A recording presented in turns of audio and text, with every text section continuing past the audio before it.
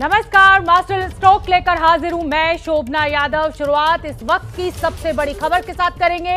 Ukraine रूस जंग पर संयुक्त राष्ट्र की महासभा की बैठक शुरू हो चुकी है। वहीं अब से थोड़ी देर पहले रूस और यूक्रेन के अधिकारियों के बीच जो बैठक बेलारूस में चल रही थी वो खत्म हो चुकी है, लेकिन अभी तक कोई नतीजा सामने नहीं आया है, यानी बेनतीजा रही है बैठक। रूस के सामने यूक्रेन ने 3 शर्तें रखी हैं। यूक्रेन का कहना है कि रूस जल्द से जल्द ये तीनों शर्तें मान ले। यूक्रेन की क्या है वो पहली शर्त हम आपको बता दें। पहली डिमांड है कि रूस फौरन सीज फायर की घोषणा करे, यानी युद्ध को फौरन रोके।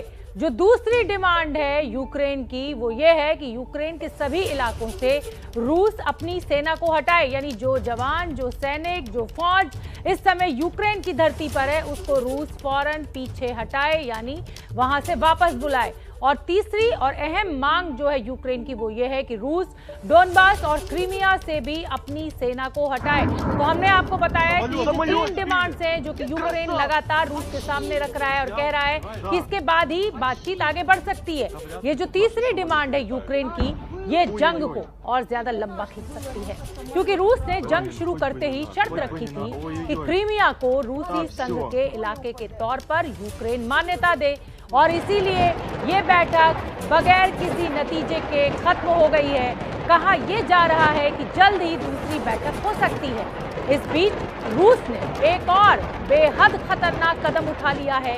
राष्ट्रपति व्लादिमीर पुतिन ने अपनी न्यूक्लियर फोर्स को न सिर्फ एक्टिव कर दिया है बल्कि उसे स्टैंड बाई मोड पर रहने का आदेश दे दिया है। और इसीलिए इस वक्त रूस यूक्रेन जंग पर सबसे बड़ा सवाल यह है कि क्या परमाणु हमला होने वाला है।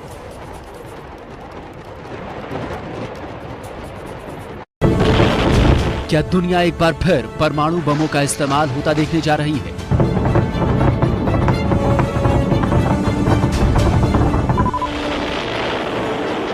क्या जापान में 76 साल पहले जो अमेरिका ने किया अब वो यूक्रेन में रूस करने जा रहा है?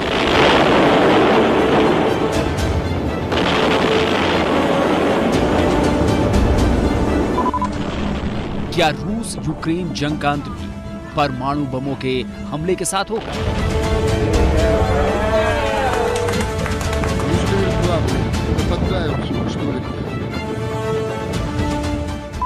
एक तरफ बेलारूस में यूक्रेन और रूस के प्रतिनिधि बातचीत की टेबल पर बैठे थे।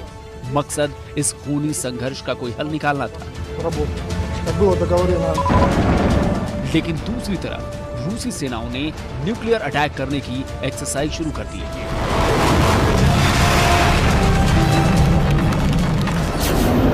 पूरी दुनिया के लिए इससे बड़ी चिंता की बात हो नहीं सकती कि रूस और यूक्रेन की लड़ाई परमाणु युद्ध तक आ पहुंची है। रूसी सेनाओं ने एक्सरसाइज इसलिए शुरू की है क्योंकि रूसी राष्ट्रपति पुतिन ने उन्हें ऐसा करने का आदेश दिया है।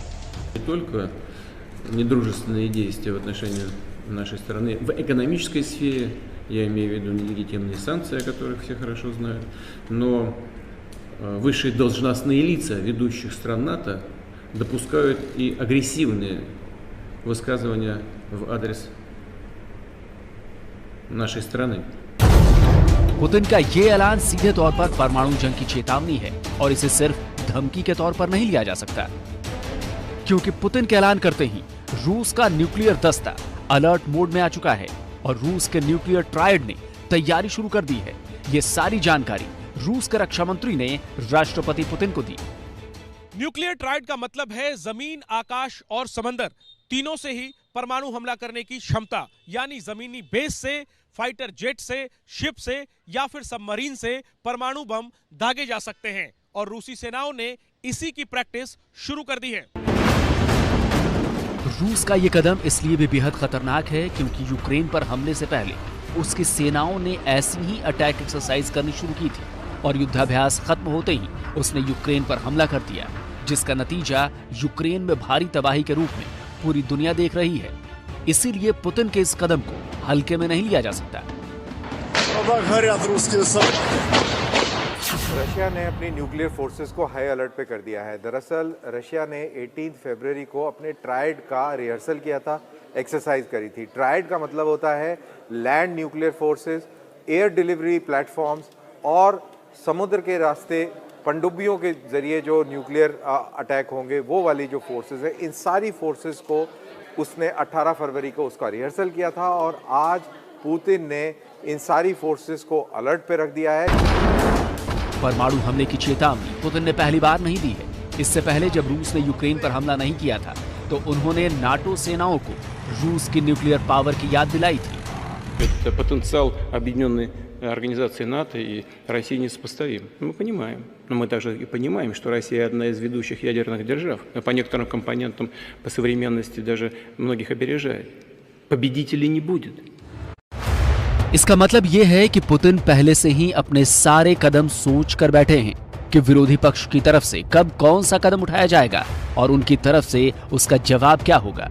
न्यूक्लियर हमले का खतरा इसलिए भी ज्यादा है क्योंकि रूसी रक्षा मंत्री की तरफ से यूक्रेन की राजधानी कीव के निवासियों के लिए एक बेहद गंभीर बयान जारी किया गया है।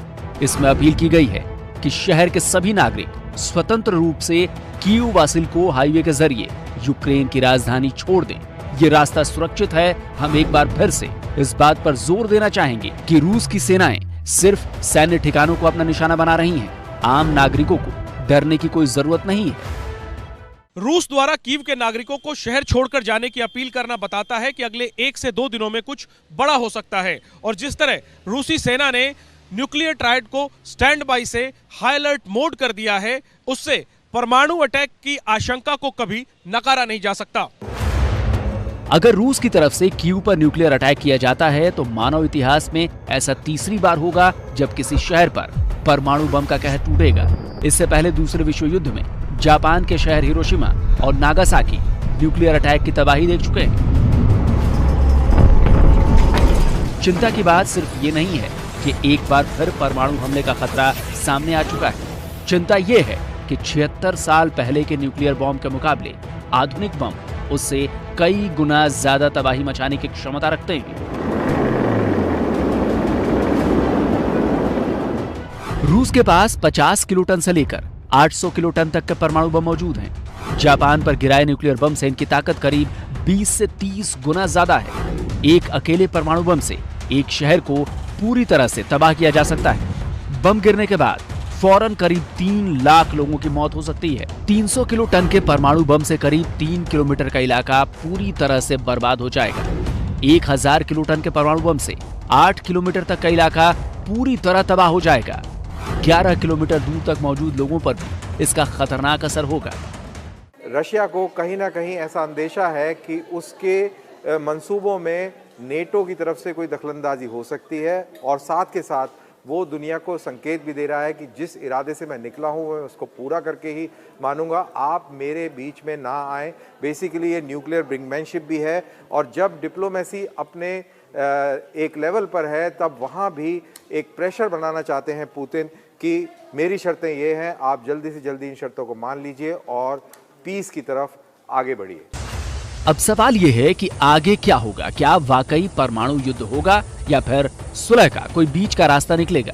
क्योंकि रूस की आक्रामकता को देखते हुए तो यही लग रहा है कि बगैर किसी ठोस नतीजे के वो जंग खत्म नहीं करेगा, क्योंकि लड़ाई अब उस मोड़ पर आ पहुंची है जहां से रूस अपनी बात मनवाए बगैर रुकेगा नहीं। इसीलिए ये समझना बेहद जरूरी है कि जंग का अंजाम क्या हो सकता है।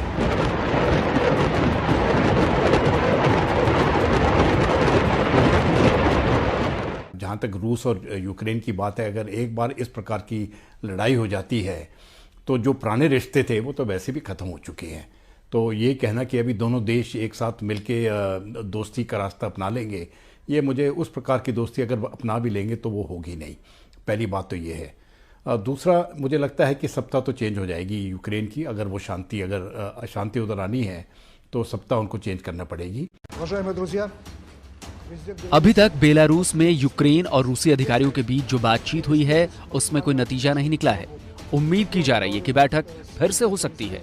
दुनिया भर के विशेषज्ञों के मुताबिक इस जंग के 4 नतीजे निकल सकते हैं।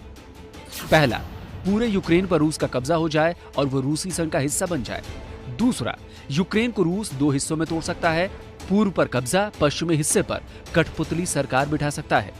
तीसरा, पूर्वी यूक्रेन पर कब्जा लेकिन पश्चिमी हिस्से में गुरिल्ला युद्ध जारी रख सकता है। रूस की बौखलाहट बढ़े और वो आक्रमण को और ज्यादा बड़ा कर सकता है। अब आने वाले दिनों में जंग से किस तरह की खबरें मिलती हैं, इसके बारे में कुछ कहा नहीं जा सकता। बस उम्मीद की जा सकती है कि परमाणु हमला ना हो और जल्द से जल्द लड़ाई को खत्म किया जाए। रूस परमाणु हमला भले ही ना करे, लेकिन उसने दुनिया को परमाणु धमाके की दहशत में जरूर डाल दिया है।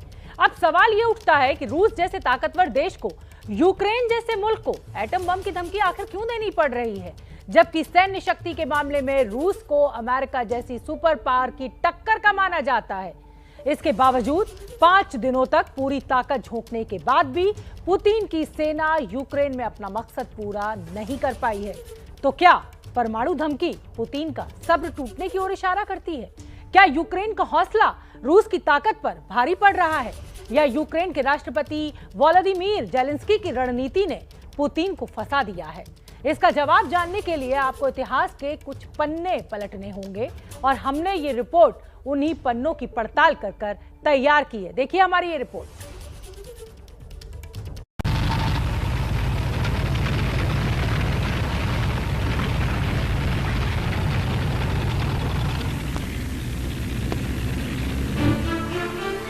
ये कहानी शुरू होती है 15 अगस्त 1941 को।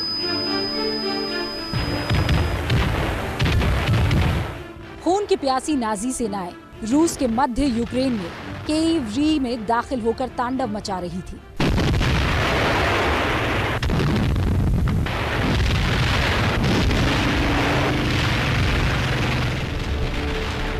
इसी शहर का एक टीनेजर लड़का था, साइमन इवानुसेविच जेलेंस्की। साइमन जेलेंस्की के 3 भाइयों और पिता को नाजी सेनाओं ने मार दिया। अपने 3 भाइयों और पिता की मौत का बदला लेने के लिए साइमन जेलेंस्की रूस की लाल सेना में शामिल हुआ। पोस्टिंग मिली 57th guards motor rifle division में और अगले 4 साल यानी 1945 तक साइमन ने नाजियों से लोहा लिया, हिटलर की सेना को हराकर अपने भाइयों और पिता की मौत का बदला लिया। विश्व युद्ध खत्म होने के 33 साल बाद 25 जनवरी 1978 को साइमन जेलेंस्की के परिवार में एक बच्चे का जन्म हुआ। ये बच्चा साइमन का पोता था। इस बच्चे का नाम रखा गया वोलोदिमीर जेलेंस्की, जिसे बचपन से ही एक्टिंग का शौक था। इंजीनियर पिता के बेटे वोलोदिमीर जेलेंस्की ने कानून की पढ़ाई जरूर की, लेकिन एक्टिंग का शौक उन्हें एंटरटेनमेंट की दुनिया में खींच लाया। जेलेंस्की ने यूक्रेन के कई टीवी सीरियल्स में काम किया। उनका सबसे मशहूर टीवी सीरियल बना सर्वेंट ऑफ द पीपल, जिसमें जेलेंस्की ने यूक्रेन के राष्ट्रपति की भूमिका निभाई। और बस यहीं से सब कुछ बदल गया। इस सीरियल ने जेलेंस्की को इतनी शोहरत दी कि वो चुनाव लड़कर यूक्रेन के राष्ट्रपति बन गए। लेकिन अभी क्लाइमैक्स बाकी था। पूरे 80 साल बाद जेलेंस्की परिवार के दरवाजे पर फिर जंग ने दस्तक दी।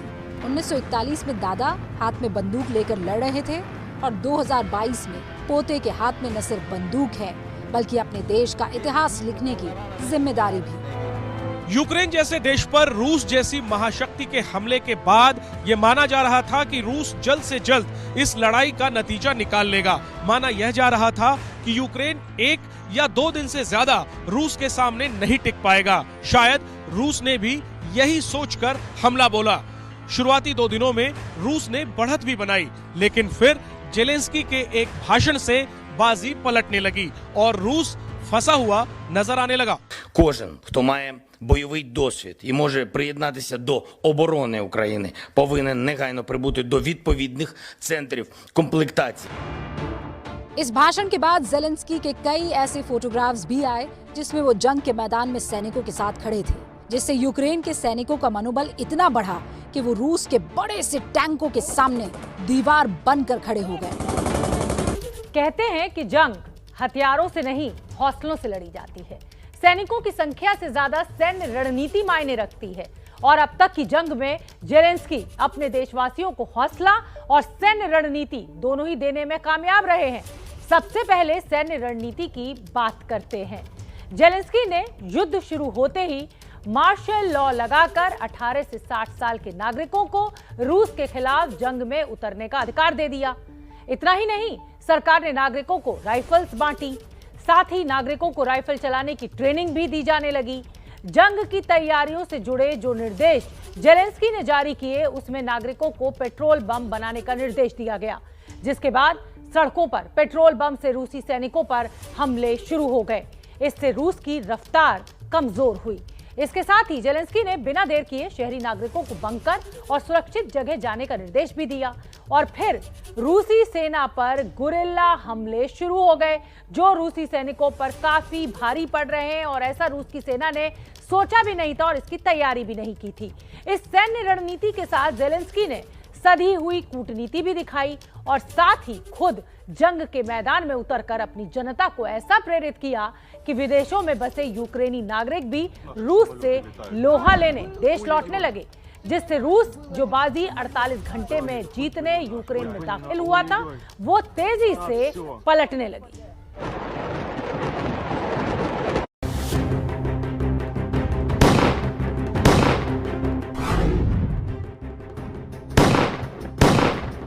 यूक्रेन की महिलाओं ने हथियार उठा लिया है। यूक्रेन में हर क्षेत्र में काम करने वालों ने वर्दी पहनकर रूस से मुकाबले के लिए तैयारी कर दी है। 8 років війна йде у нас. Ми захищаємо свій дім. Тому зараз всі ці хлопці, які зібралися, прості хлопці, стали резервістами. Росія – це такий всемирний гвалтівник, безпредельщик, якщо можна так сказати. विदेशों में रहने वाले यूक्रेन के लोग अपनी जान की परवाह किए बगैर रूस से लोहा लेने के लिए वतन वापसी करने लगे हैं। I want peace. I don't want war.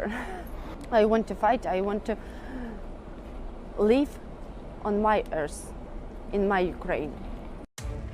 ये तस्वीरें देखिए, ये इस बात का सबूत है कि जेलेंस्की देशवासियों को इस मुश्किल वक्त में हौसला देने में कामयाब रहे हैं। यूक्रेन रूस से डटकर मुकाबला इसी वजह से कर रहा है और जैसे जैसे वक्त बीत रहा है, पुतिन का धैर्य जवाब दे रहा है। बात परमाणु हमले तक जा पहुंची है, क्योंकि जंग का रुख जिस तरफ मुड़ रहा है, उससे रूस को आने वाले दिन मुश्किल भरे नजर आ रहे हैं। रूस को उम्मीद थी कि हमले के 48 घंटे के अंदर यूक्रेन सरेंडर कर देगा, लेकिन ऐसा हो ना सका और इससे पुतिन का सब्र जवाब दे रहा है। दूसरी तरफ नाटो ने यूक्रेन को हथियारों की सप्लाई देकर रूस की मुश्किल को बढ़ा दिया है। कड़े होते अंतर्राष्ट्रीय प्रतिबंधों से भी रूस का नुकसान बढ़ता जा रहा है। खासकर स्विफ्ट पेमेंट सिस्टम से बाहर होने से रूस को सबसे ज्यादा धक्का लगा है। इन सब के साथ साथ रूस के खिलाफ विदेशों में ही नहीं, बल्कि देश के अंदर भी विरोध शुरू हो चुका है।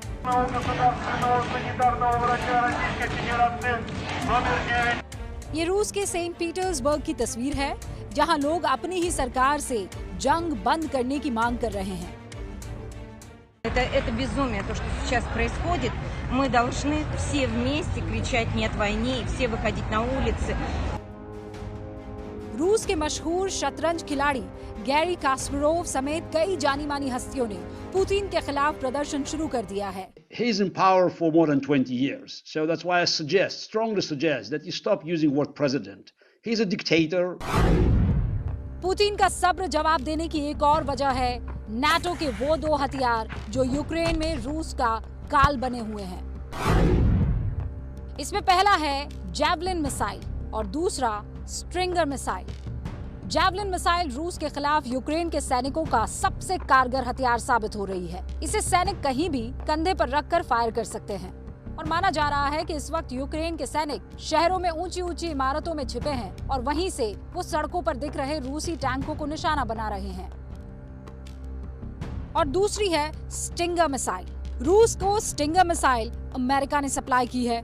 इसे भी कंधे पर रखकर फायर किया जा सकता है और इसकी मदद से हवा में हेलीकॉप्टर को निशाना बनाया जा सकता है। इस मिसाइल ने भी रूस को यूक्रेन में काफी परेशान किया है। अभी हाल के समय में ही यूनाइटेड स्टेट्स ऑफ अमेरिका ने यूक्रेन को $650 मिलियन की मिलिट्री एड प्रोवाइड कराई थी और यूक्रेन की फोर्सेस को स्टिंगर और जेवलिन मिसाइल्स भी प्रोवाइड कराई गई थी। अन्य जो डिफेंस इक्विपमेंट्स थे वो भी अमेरिका और नेटो ने यूक्रेन की फोर्सेस को प्रोवाइड कराए थे और आने वाले समय में ये जो अमेरिका और नेटो का मिलिट्री असिस्टेंस है, जो यूक्रेन के ऐसे लोग जो कि हथियार उठा सकते हैं, उन्हें जो सपोर्ट है वो दिया जा सकता है। सोवियत संघ ने 70 के दशक में जब अफगानिस्तान पर हमला किया तो तेजी से आगे बढ़ा। अफगानी मुजाहिदीन रूस के सामने नहीं टिक पा रहे थे। हालात का जायजा लेने के लिए अमेरिकी सीनेटर चार्ली विल्सन ने अफगानिस्तान का दौरा किया और लौटकर अफगानी मुजाहिदीनों को 1986 स्टिंगर मिसाइल भिजवाई।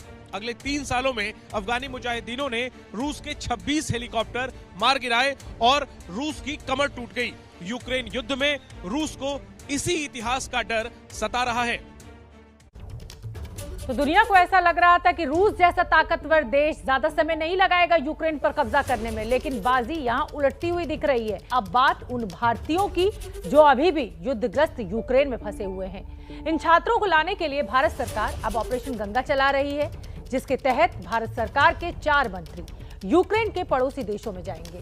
सारे भारतीयों को बॉर्डर देशों जैसे हंगरी, रोमानिया और पोलैंड जाने को कहा गया है, जहां पहले से ही भारतीय दूतावास के अधिकारी तैयार हैं। लेकिन इन बॉर्डर्स पर भी हालात ठीक नहीं है और इसीलिए अब मंत्री जा रहे हैं।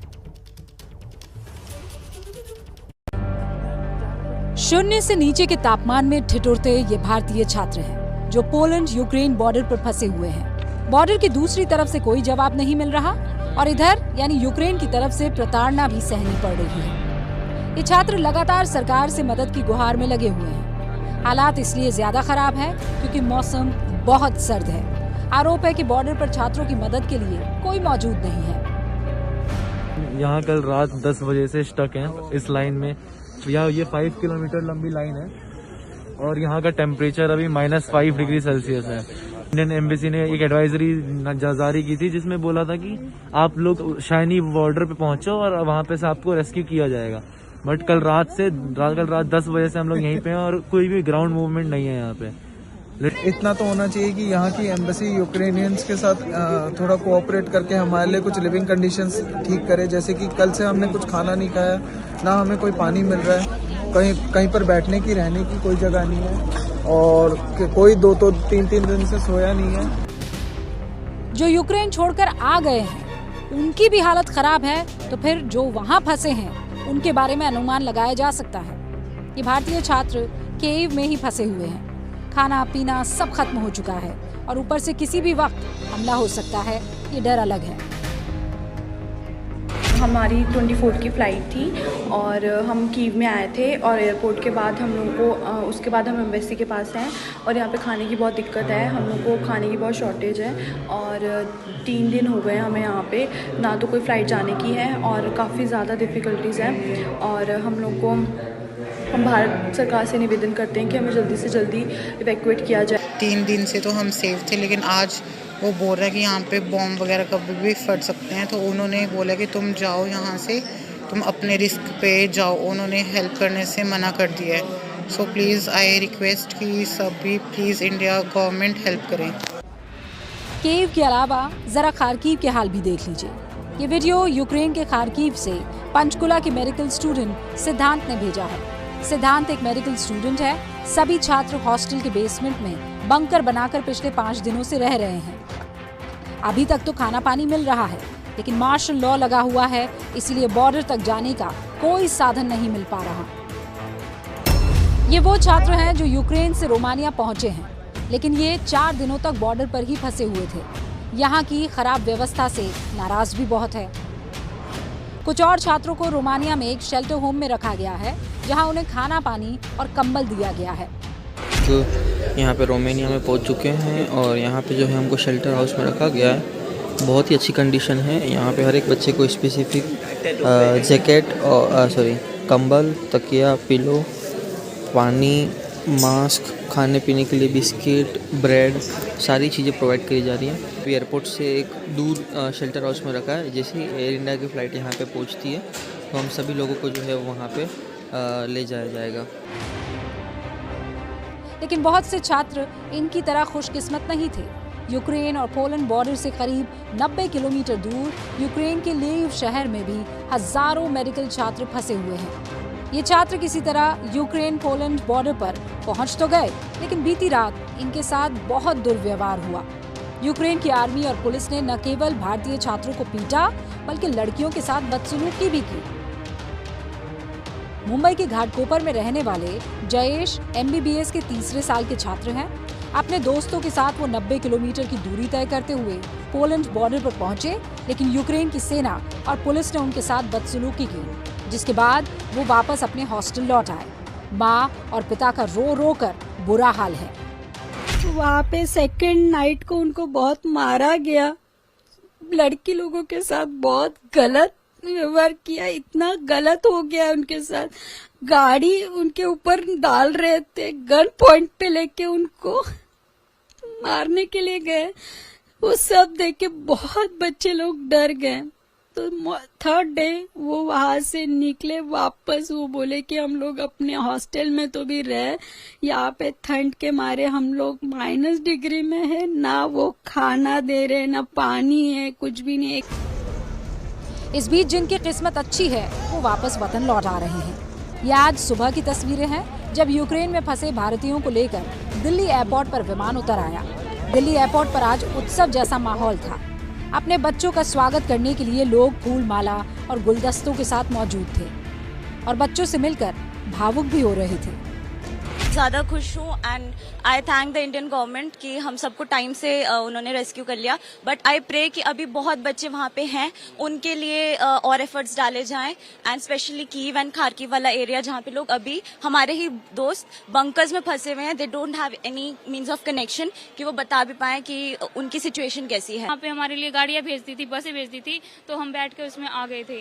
जो बेसिक सुविधाएं हैं वो नहीं है, बिल्कुल भी पानी की नहीं है, बाथरूम की सुविधाएं नहीं है, बिल्कुल भी। वहाँ पे बॉर्डर पे बहुत बुरे हालात हैं। ऐसे ही बच्चे रोड पे सो रहे हैं, बिल्कुल ही गाड़ियों में और फर्शों पे गिरे हुए हैं, और सामान तो छूट गए हैं, कुछ भी ना खाने की ना पीने की, बस जान बचा के भाग रहे हैं। बस मैं बहुत खुशकिस्मत हूँ कि मैं 14 घंटे वहाँ खड़े रहने के बाद निकल पाई हूँ वहाँ से। पर अभी भी वहाँ पे मेरी यूनिवर्सिटी के 1300 से 1400 लोग वहाँ मौजूद है और बाकी यूनिवर्सिटीज के भी बहुत सारे स्टूडेंट्स वहाँ खड़े हुए हैं। लेकिन अभी भी हजारों की संख्या में छात्र यूक्रेन में फंसे हैं और जब तक आखिरी भारतीय वापस नहीं आ जाता तब तक सरकार को पूरी कोशिश करनी होगी।